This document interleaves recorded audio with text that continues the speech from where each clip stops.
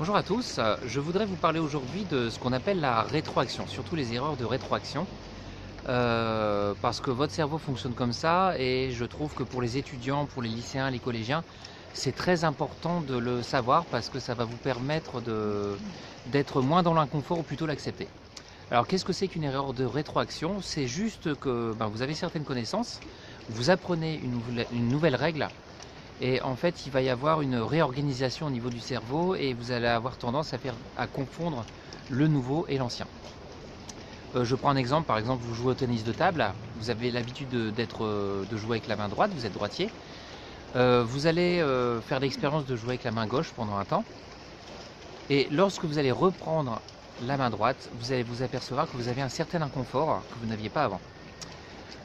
Pourquoi? Parce que vous avez créé de nouvelles connexions neuronales par rapport au jeu à la main gauche et votre cerveau a besoin d'un temps pour se réorganiser. Plus vous identifierez ce processus de rétroaction, plus vous l'accepterez, plus même vous provoquerez l'erreur et plus vite ça passera, plus vite vous serez totalement réorganisé. Alors dans le cadre scolaire, on retrouve très régulièrement ça. Moi j'enseigne les maths, donc je vais prendre un exemple de mathématiques. Vous savez additionner des fractions, additionner, soustraire. Vous passez à la multiplication, c'est tout à fait ok. Et dès qu'on repasse dès qu'on mélange toutes les règles, en fait, vous risquez de totalement vous emmêler les pinceaux au niveau de l'addition, alors que ce n'était pas le cas avant. Ça, c'est de la rétroaction.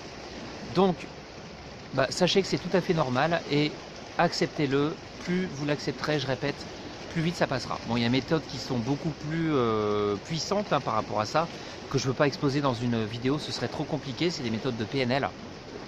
Je parle de la programmation neurolinguistique et pas du groupe de musique. Et déjà, je vous invite à faire ces tests et à plus observer ce phénomène. Bonne journée, au revoir.